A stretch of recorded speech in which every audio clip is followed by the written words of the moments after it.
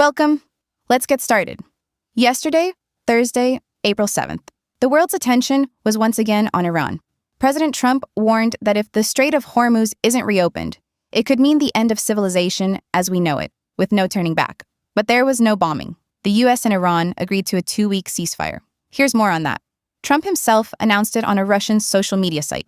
According to him, he talked with Pakistan's Prime Minister Shahbaz Sharif and the country's army chief Asim Munir. After that, they agreed to pause the strikes on Iran for 2 weeks. They asked me to hold off on sending destructive forces to Iran tonight. If Iran agrees to fully and safely open the Karuz bottleneck immediately, I'll hold off on bombing Iran for 2 weeks. I agree to pause for a while. This will be a mutual ceasefire, said the US leader. The Iranians described this agreement as Akish's defeat and Iran's victory, and they started celebrating. People are taking to the streets in big cities, cheering. Anishomi Allahu Akbar. It's reported that the US president accepted Iran's proposal and prevented the bombing of power plants. In return, Iran agreed to open the Rooster Coup. We've already achieved all our military goals in Iran, and then some. We're really close to a long-term peace deal with Iran. We got a 10-point proposal from Iran, and we see it as a solid basis for negotiations, Trump said. Meanwhile, the Iranian government has also confirmed its agreement. In an official statement, Tehran said the country scored a huge victory and forced the criminal Americans to accept their 10-point plan.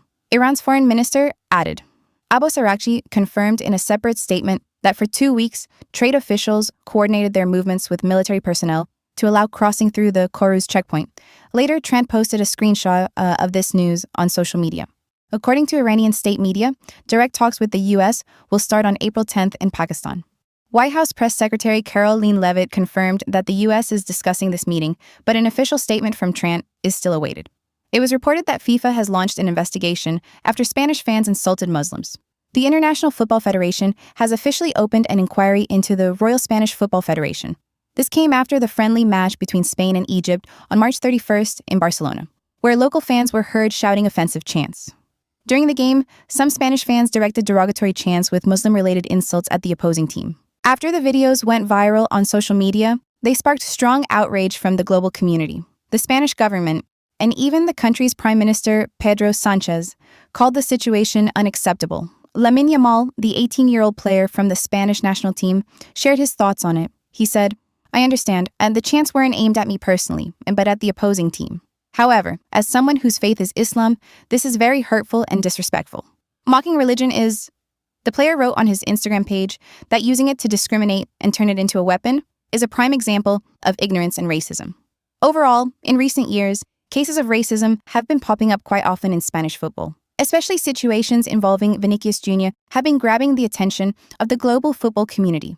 The Federation has announced it will continue to fight against all forms of racism and discrimination. Come on, Pierre!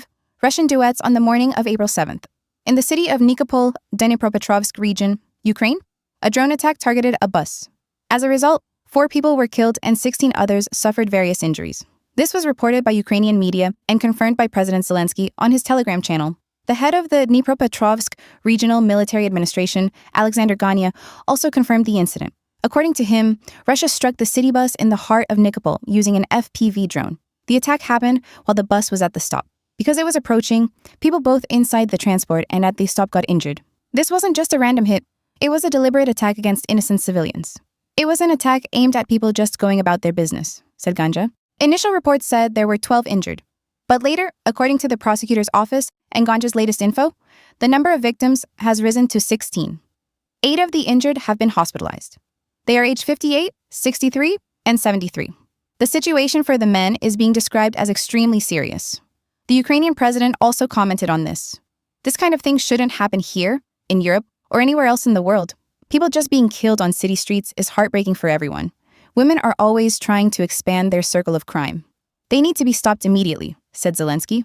We're not straying from the Russia-Ukraine topic. Since February 2022, Russian soldiers they use dangerous chemical substances.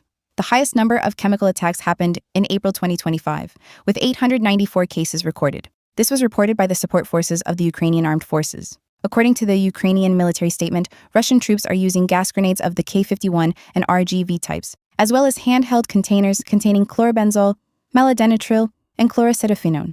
These were dropped using drones against Ukrainian soldiers. It aims to force people out of hiding and gain a tactical advantage. According to the Ukrainian side, these substances don't fall under the category of combat or incapacitating agents. These substances can cause severe irritation to the eyes and respiratory tract, tearing, coughing, choking, and temporary disorientation, which can lead to a temporary loss of combat ability. In Russia, this type of substance is used to suppress street protests. Russia signed the Hague Convention, which bans the use of chemicals as weapons, back in 1993, and ratified it in November 1997. Earlier, Ukraine wanted to get a missile system from the US and Middle Eastern countries to defend against Russian attacks. Don't go anywhere. Stay safe, and see you again soon.